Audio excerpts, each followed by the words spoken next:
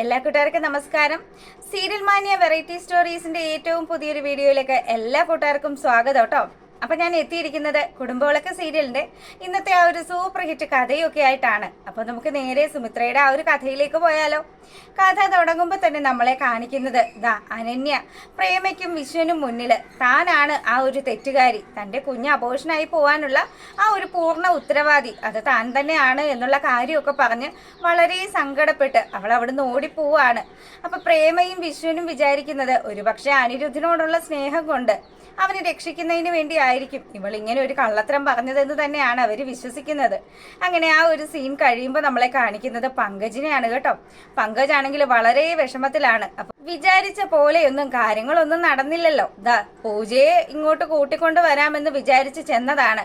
പക്ഷെ അപ്പു ആണെങ്കിൽ അവിടെ നിന്നും അവളെ കൊണ്ടുപോയി. അപ്പൊ തൻ്റെ കയ്യിൽ വിട്ട് കാര്യങ്ങളെല്ലാം അങ്ങ് പോവുകയാണെന്ന് മനസ്സിലായ പങ്കജിന് വലിയ വിഷമമൊക്കെ ആയി. ഇനിയിപ്പോൾ ഒരേ ഒരു കാര്യം മാത്രമേ തനിക്ക് ചെയ്യാൻ പറ്റുള്ളൂ. ദീപു വിചാരിച്ചാൽ മാത്രമേ ഇനി ഈ കാര്യത്തിനൊരു പരിഹാരം ഉണ്ടാവുള്ളൂ എന്ന് വിചാരിച്ച് നമ്മുടെ പങ്കജ് ഫോൺ എടുക്കുകയാണ് ദീപുവിനെ വിളിക്കാൻ. ദീപു ഈ ഒരു കോള് വരുന്ന സമയത്താണെങ്കിലോ ഈശ്വര വിളിക്കുന്നത് ആ ചെറുക്കനാണല്ലോ, പൈസ എങ്ങാനും തിരിച്ചു ചോദിക്കാൻ വിളിക്കുന്നതാണോ, അല്ലെങ്കിൽ പൂജയുടെ കാര്യം എന്തെങ്കിലും പറഞ്ഞായിരിക്കും. വളരെ പേടിച്ചാണ് ദീപു കോൾ അറ്റൻഡ് ചെയ്യുന്നത്. അപ്പൊ വിളിച്ച പാടെ പങ്കജ് പറയുന്നുണ്ട്, അങ്കിൾ എന്നെ മറന്നു എന്ന് ചോദിക്കുകയാണ്. അയ്യോ മോനെ, അതെന്ത് ചോദ്യം നീ ചോദിച്ചത്? ഞാൻ എങ്ങനെയാ നിന്നെ മറക്കുന്നത്? അല്ല, ഞാൻ കുറച്ച് കാശൊക്കെ തന്നിട്ട് ഒരു കാര്യമൊക്കെ അങ്കിളിനെ ഏൽപ്പിച്ചായിരുന്നു. അങ്കിള് പണത്തിന് ബുദ്ധിമുട്ടൊക്കെ വരുമ്പോഴത്തേക്കിനും ഇടയ്ക്ക് ഞങ്ങളുടെ വീട്ടിലാണല്ലോ വരുന്നത്. അയ്യോ മോനെ, അതെല്ലാം അങ്കിളിന് ഓർമ്മയുണ്ട്. മോനെ, നീ പറഞ്ഞ കാര്യത്തിന് വേണ്ടി അങ്കിൾ ഓരോ കാര്യങ്ങളും പ്ലാൻ ചെയ്തുകൊണ്ടിരിക്കുകയാണ്. എന്നിട്ടാണോ അങ്കിളെ ഇപ്പൊ പൂജ ഉള്ളത് അങ്കിളിന്റെ വീട്ടിലാണല്ലോ, അപ്പുവാണ് പൂജയെ വന്ന് കൂട്ടിക്കൊണ്ടു പോയത് എന്നുള്ള കാര്യമൊക്കെ പങ്കജ് വളരെ ദേഷ്യത്തോടു കൂടി ദീപുവിന്റെ അടുത്ത് പറയുകയാണ്. പങ്കജ്, നീ ഒന്ന് ക്ഷമിക്ക്. അങ്കിള് അവനെ കാര്യങ്ങളെല്ലാം പറഞ്ഞു മനസ്സിലാക്കാനായിട്ട് കുറച്ചുകൂടി സമയം വേണം. അപ്പൂനോട് അങ്കിള് ചെറിയ രീതിയിലൊക്കെ സൂചിപ്പിച്ചിട്ടുണ്ട്. അപ്പൊ അതുകൊണ്ട് അവൻ ആ കാര്യങ്ങളിലേക്കൊക്കെ ഒന്ന് കടന്നു വരണമെങ്കിൽ, ഇത്രയും വർഷത്തെ പരിചയമൊക്കെ ഉള്ളതല്ലേ, അവൻ ആ കാര്യങ്ങളെല്ലാം മറക്കണമെങ്കിൽ കുറച്ച് സമയമൊക്കെ വേണ്ടേ. അപ്പൊ ഞാൻ അവനോട് കുറച്ചുകൂടെ കാര്യങ്ങളെല്ലാം പറഞ്ഞു കൊടുക്കാം. നീ ഒന്ന് സമാധാനപ്പെട്. എന്തൊക്കെ വന്നാലും പൂജ നിനക്ക് സ്വന്തമായിരിക്കും. അല്ലെങ്കിൽ ഉണ്ടല്ലോ അങ്കിൾ അതിനുള്ള വഴി ഒരുക്കി പൂജയെ നിന്നെടുത്ത് എത്തിച്ചിരിക്കും എന്നുള്ള കാര്യമൊക്കെ പറഞ്ഞ് പങ്കജിനെ സുഖിപ്പിച്ച് നമ്മുടെ ദീപു കോള് കട്ട് ചെയ്യുക. അങ്ങനെ പങ്കജിന് വലിയ ആശ്വാസമൊക്കെ ആയി കേട്ടോ. പക്ഷെ ഈ സരസ്വതി അമ്മയും തന്നെ പറ്റിച്ചല്ലോ. ആ ഒരു മുറുമുറുപ്പ് നമ്മുടെ പങ്കജിനുണ്ട്. അങ്ങനെ സരസ്വതി അമ്മ കിടക്കുന്ന ആ ഒരു റൂമിലേക്ക് പങ്കജ് ചെല്ലുകയാണ്. അപ്പൊ ഈ സമയത്താണെങ്കിൽ സരസ്വതി അമ്മ മാത്രമേ റൂമിൽ ഉണ്ടായിരുന്നുള്ളൂ. അല്ല അച്ഛമ്മ എന്തൊക്കെയോ കാര്യമൊക്കെ ഏറ്റിട്ടാണല്ലോ ഇവിടെ ഇപ്പൊ ഇങ്ങനെ വന്ന് കിടക്കുന്നത്. ഞാൻ എൻ്റെ മമ്മിയോട് പറഞ്ഞതുകൊണ്ട് മാത്രമാണ് അച്ഛമ്മയെ ഇവിടെ താമസിപ്പിക്കാൻ എൻ്റെ മമ്മി തയ്യാറായത്. എന്നിട്ട് അച്ഛമ്മ എന്താ കാണിച്ചത്? പൂജയ്ക്ക് വേണ്ടിയിട്ട് പൂജയെ ഇവിടെ നിർത്തുന്ന ആ ഒരു കാര്യം ഞാൻ അച്ഛമ്മയെ ആവശ്യപ്പെട്ടല്ലോ. അച്ഛമ്മ എന്നിട്ട് ആ ഒരു കാര്യം സുമിത്ര ആന്റിയോട് പറയേണ്ട രീതിയിൽ പറഞ്ഞിട്ടില്ല. അതുകൊണ്ടാണ് പൂജയെ അപ്പു വന്ന് വിളിച്ചുകൊണ്ട് പോയത് എന്നുള്ള കാര്യമൊക്കെ പറയാണ്. ഞാനായത് കൊണ്ട് മാത്രമാണ് ഇതെല്ലാം സഹിച്ചു നിന്നത്. വേറെ വല്ല ആണുങ്ങളും ആയിരുന്നെങ്കിൽ എന്തുമാത്രം സങ്കടപ്പെട്ടേനെ.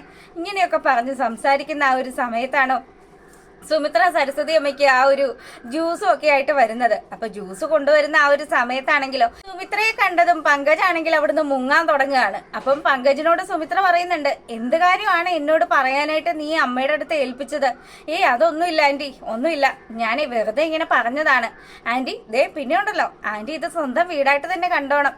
ആന്റി ആ ഒരു കാര്യത്തിൽ ഒരു മടിയും കാണിക്കണ്ടെന്നൊക്കെ പറഞ്ഞ് പങ്കജ് ഇങ്ങനെ വളരെ കാര്യമായിട്ട് സംസാരിക്കുമ്പം സുമിത്രയാണെങ്കിൽ ഒരു ചെറു പുഞ്ചിരിയോടുകൂടി നിൽക്കുക.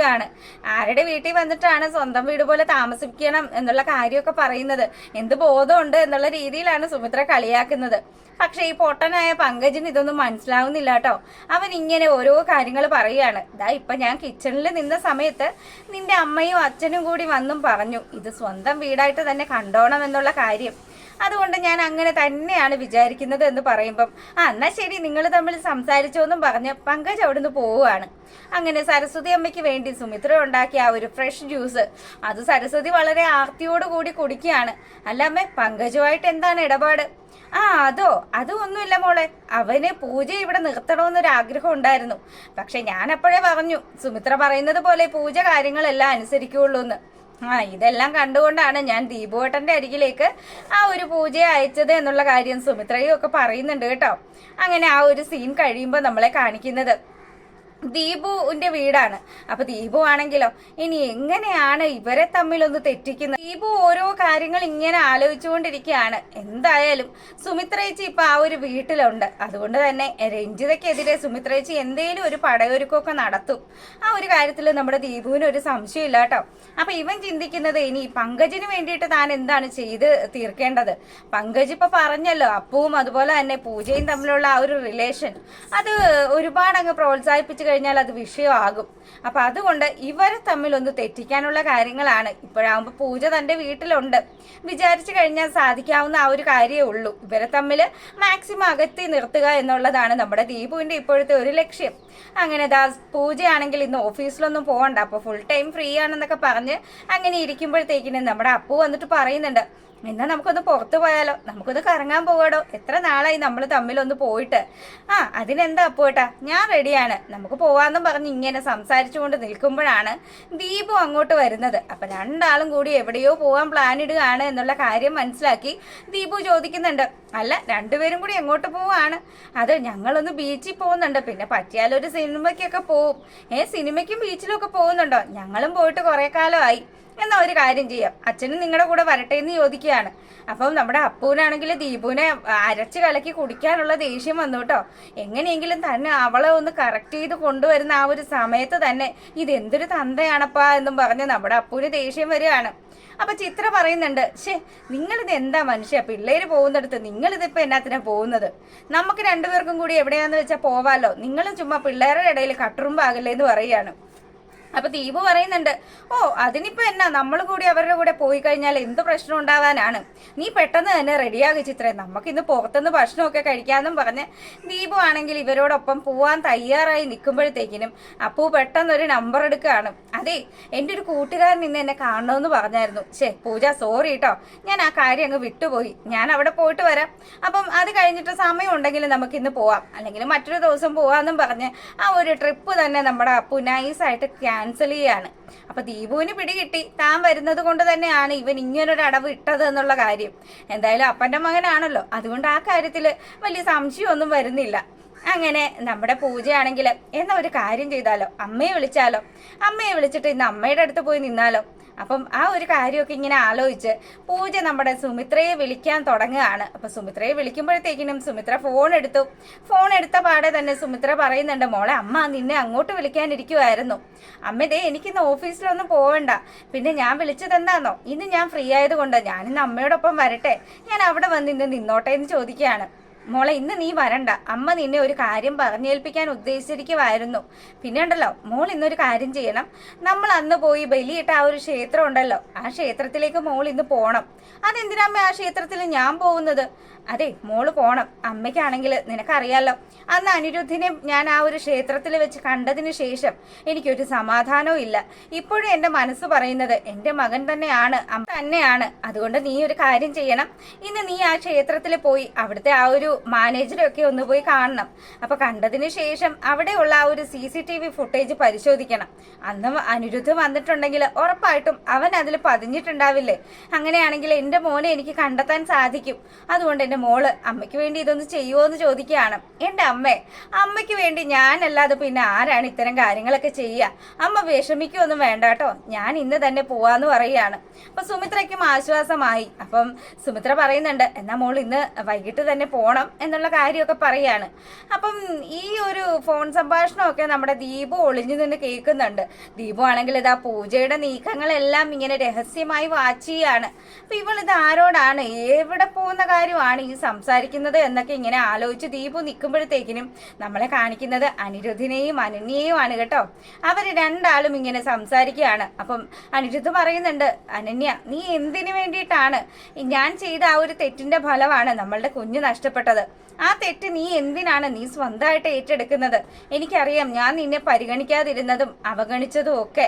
ഒരു ഗർഭിണിക്ക് ആ ഒരു സമയത്ത് കിട്ടേണ്ടുന്ന ഒരു കെയറും ഞാൻ നിനക്ക് തന്നിരുന്നില്ല. എനിക്കറിയാം, ഡോക്ടറായിട്ട് കൂടി ഞാൻ ആ ഒരു കടമകളൊന്നും ചെയ്തിട്ടില്ല. അപ്പൊ അതുകൊണ്ട് നീ എന്തിനാ ഇങ്ങനെ മറ്റുള്ളവരുടെ മുന്നിൽ അപഹാസ്യപ്പെടുന്നത് എന്നുള്ള കാര്യമൊക്കെ ഇവൻ ഇങ്ങനെ സംസാരിക്കുമ്പോൾ അനന്യ പറയുന്നുണ്ട്, അനി നീ എന്ന് പോയ ആ ഒരു ദിവസം കുഞ്ഞിനെ ശ്രദ്ധിക്കേണ്ടത് അമ്മ എന്നുള്ള നിലയിൽ എൻ്റെ ഉത്തരവാദിത്വമല്ലേ?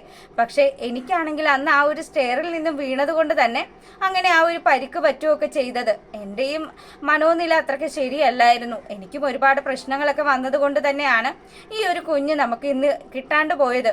അപ്പം അതുകൊണ്ടാണ് ഞാൻ അമ്മയോട് സത്യങ്ങളെല്ലാം പറഞ്ഞത്. എൻ്റെ ഭാഗത്തുനിന്നുണ്ടായ ആ ഒരു അപാകത കൊണ്ട് തന്നെയാണ് നമ്മുടെ കുഞ്ഞ് നഷ്ടപ്പെട്ടത് എന്നുള്ള കാര്യം. അങ്ങനെ പരസ്പരം അങ്ങോട്ടും ഇങ്ങോട്ടും ആശ്വസിപ്പിച്ചും താങ്ങും തണലും ഒക്കെ ആയി നമ്മുടെ അനിരുദ്ധും അനന്യയും സ്വരമോൾ ആഗ്രഹിച്ചതുപോലെ തന്നെ ആ ഒരു ജീവിതത്തിലേക്ക് കടക്കാൻ തുടങ്ങുകയാണ്.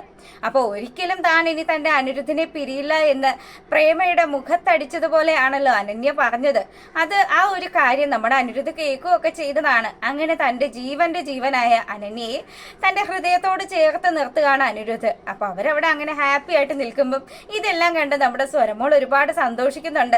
സ്വരമോളെ ചേർത്ത് നിർത്തിയിട്ട് അനന്യ പറയുന്നുണ്ട്, ദാ ഇപ്പൊ മനസ്സിലായില്ലേ മോളുടെ അമ്മ പറഞ്ഞത് കറക്റ്റ് ആണെന്നുള്ള കാര്യം. ദേ ഇപ്പം ഭഗവാൻ കൃഷ്ണൻ മോന്റെ ആ ഒരു പ്രാർത്ഥന കേട്ടിട്ടുണ്ട്.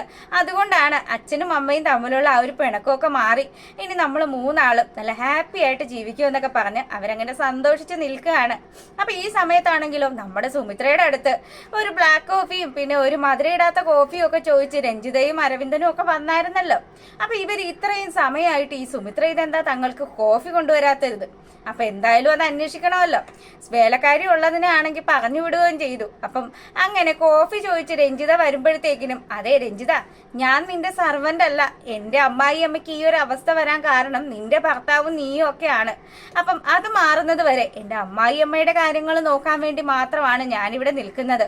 അല്ലാതെ നിനക്കും നിന്റെ ഭർത്താവിനും ഭക്ഷണം ഉണ്ടാക്കി തരാനല്ല. അതെ, നിങ്ങൾക്ക് എന്തെങ്കിലും വേണമെന്നുണ്ടെങ്കിൽ അത് ഈ സുമിത്ര ഇട്ട് തന്നിട്ട് നീ കുടിക്കുമെന്ന് വിചാരിക്കണ്ടെന്നും പറഞ്ഞ് സുമിത്ര അങ്ങ് കസറി നിൽക്കുകയാണ്. അപ്പൊ രഞ്ജിത പറയുന്നുണ്ട്, ആഹാ, ധർമ്മത്തിന് എൻ്റെ വീട്ടിൽ വന്ന് താമസിക്കുന്നതും പോരാ, എന്നിട്ട് നീ ഇപ്പൊ എൻ്റെ മെക്കിട്ട് കയറുകയാണല്ലേ? കോഫി ഞങ്ങൾ തന്നെ ഇട്ട് കൊടുക്കണം, അല്ല കുടിക്കണം അല്ലേ? നടന്നത് തന്നെ. നിന്നെ വരച്ച വരയിൽ നിർത്താനൊക്കെയുള്ള അടവ് ഈ രഞ്ജിതയുടെ കയ്യിലുണ്ടെന്ന് പറയുമ്പം അതിനപ്പുറത്തെ അടവ് പഠിച്ചിട്ടാണ് താൻ വന്ന് നിൽക്കുന്നത് എന്നുള്ള സത്യം നമ്മുടെ സുമിത്രയും വിളിച്ചു പറയുകയാണ്. നീ എന്തൊക്കെ പ്രവർത്തിച്ചിട്ടുണ്ട്, എൻ്റെയും എൻ്റെ കുടുംബവും അത് തകരാനുള്ള ഏക കാരണം അത് നീ തന്നെയാണ് എന്ന് മനസ്സിലാക്കിക്കൊണ്ടാണ് രഞ്ജിതെ ഞാൻ ഈ വീട്ടിൽ വന്ന് നിൽക്കുന്നത് എന്നുള്ള സത്യം നമ്മുടെ സുമിത്ര രഞ്ജിതയുടെ മുഖത്തടിച്ചതുപോലെ വിളിച്ചു പറയുകയാണ്. രഞ്ജിതയ്ക്ക് മറ്റൊരു മാർഗവും ഇല്ല. രഞ്ജിത ഭയങ്കര ടെൻഷൻ അടിച്ച് നിൽക്കുകയാണ്. സുമിത്ര എങ്ങാനും ഒരു കംപ്ലൈന്റ് കൊടുത്തു കഴിഞ്ഞാൽ ഇവള് പെടും എന്നുള്ള ആ ഒരു നല്ല വിശ്വാസം തന്നെ നമ്മുടെ രഞ്ജിതയ്ക്കുണ്ട്. അങ്ങനെ ആ സീൻ കഴിയുമ്പോൾ നമ്മളെ കാണിക്കുന്നതാണെങ്കിൽ ഇതാ പൂജയാണെങ്കിൽ അമ്മ പറഞ്ഞതുപോലെ തന്നെ ക്ഷേത്രത്തിലേക്ക് പോകാൻ ഒരുങ്ങുകയാണ്. അപ്പൊ ഒരുങ്ങുമ്പോഴത്തേക്കിനും ദീപു വരികയാണ്. ദീപു വന്നിട്ട് ചോദിക്കുകയാണ്, അല്ല മോളിതെങ്ങോട്ടായി പോകുന്നത്? അതെ ദീപങ്ങളെ, ഞാൻ ക്ഷേത്രത്തിലേക്ക് പോവാണ്. ക്ഷേത്രത്തിലോ? ഏത് ക്ഷേത്രത്തില്? മോള് ഇത്തിരി മുമ്പ് ആരോട് സംസാരിക്കുന്നുണ്ടായിരുന്നല്ലോ. അത് അമ്മയാണ് വിളിച്ചത്. ദീപങ്ങളുടെ തിരക്കി എന്നൊക്കെ പറഞ്ഞായിരുന്നു കേട്ടോ. പിന്നെ ഇന്ന് എനിക്ക് അവധിയല്ലേ, അപ്പൊ അമ്മ എന്നെ ഒരു കാര്യം പറഞ്ഞ് ഏൽപ്പിച്ചിട്ടുണ്ട്. എന്ത് കാര്യമാ മോളെ, നീ ഏതമ്പലത്തിലേക്കാ പോകുന്നത് എന്നൊക്കെ ചിത്രയും ചോദിച്ചുകൊണ്ട് വരികയാണ്. അങ്ങനെ അവരോടായിട്ട് പറയുന്നുണ്ട്, അതെ അന്ന് നമ്മൾ ബലിയിടാൻ പോയ അമ്പലം ഉണ്ടല്ലോ, ആ അമ്പലത്തില് CCTV ഫൂട്ടേജിൽ നിന്നും അനിയേട്ടൻ അവിടെ വന്നിട്ടുണ്ടെങ്കിൽ അപ്പൊ അനിയേട്ടൻ തന്നെയാണ് അവിടെ വന്നത് എന്ന് അമ്മയ്ക്ക് നല്ല ഉറപ്പുണ്ട്. അതുകൊണ്ട് തന്നെ ആ ഒരു കാര്യം കണ്ടെത്താൻ വേണ്ടിയിട്ട് അമ്മ എന്നോട് പറഞ്ഞിട്ടുണ്ട്. ഇത് കേട്ടതും നമ്മുടെ ദീപുവിന്റെ സകല നിയന്ത്രണങ്ങളും വിട്ടു. ദീപു ഇതാ സ്തംഭിച്ച് നിൽക്കുകയാണ്.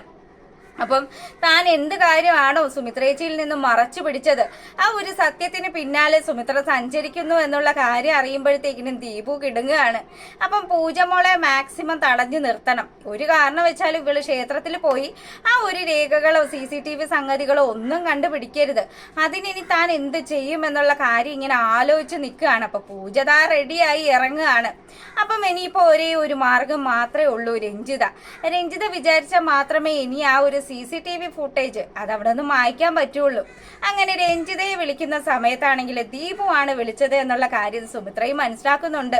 അപ്പൊ ഇവിടെ ഈ കാര്യങ്ങൾ സംഭവിക്കുമ്പോഴത്തേക്കിനും നമ്മളെ കാണിക്കുന്നത് ശീതളിനെയാണ്. തന്റെ അച്ചമ്മയ്ക്ക് വലിയൊരു ആക്സിഡന്റ് പറ്റി. അച്ചമ്മയാണെങ്കിൽ ഇതാ രഞ്ജിതാന്റിയുടെ വീട്ടിലാണ്. എനിക്ക് എൻ്റെ അച്ചമ്മയെ ഒന്ന് കാണണമെന്നുള്ള ആവശ്യമൊക്കെ ആയിട്ട് ശീതളിത സച്ചിന് മുന്നിൽ എത്തുകയാണ്. അപ്പൊ സച്ചിൻ പറയുന്നുണ്ട്, ഇത്രയും കാലം നിനക്കൊരു ബന്ധുക്കാരും സ്വന്തക്കാരും ഒന്നും ഇല്ലായിരുന്നല്ലോ, നിന്റെ കൂടപ്പറപ്പുകൾ പോലും നിന്നെ തിരിഞ്ഞേ നോക്കിയിട്ടില്ല. ആ സമയത്തും നിന്റെ ആവശ്യങ്ങൾ നിറവേറ്റി നിന്നോടൊപ്പം നിന്നവനാണ് ഞാൻ. എനിക്ക് ഒരു വിലയും തരാത്ത നിന്റെ അമ്മയെയും നിന്റെ ആൾക്കാരെയും കാണാനായിട്ട് നീ ഈ വീട്ടിൽ നിന്ന് പോകണ്ടെന്നും പറഞ്ഞ് അങ്ങനെ ശീതളിനെ തടയുകയാണ് സച്ചിൻ. അപ്പൊ സച്ചിന്റെ അടുത്ത് ശീതൾ പറയുന്നുണ്ട്, എൻ്റെ അച്ഛമ്മയല്ലേ, അച്ഛമ്മയ്ക്ക് ഇതാ അരവിന്ദൻ അങ്കിളിന്റെ ആ ഒരു കാർ ഇടിച്ച് വലിയ പരിക്ക് പറ്റി. അതുകൊണ്ട് തന്നെ അച്ഛമ്മയും അതുപോലെ തന്നെ അമ്മയും ഒക്കെ ഇപ്പോൾ ഉള്ളത് രഞ്ജിത് ആന്റിയുടെ വീട്ടിലാണ് എന്നുള്ള കാര്യം പറയുകയാണ്.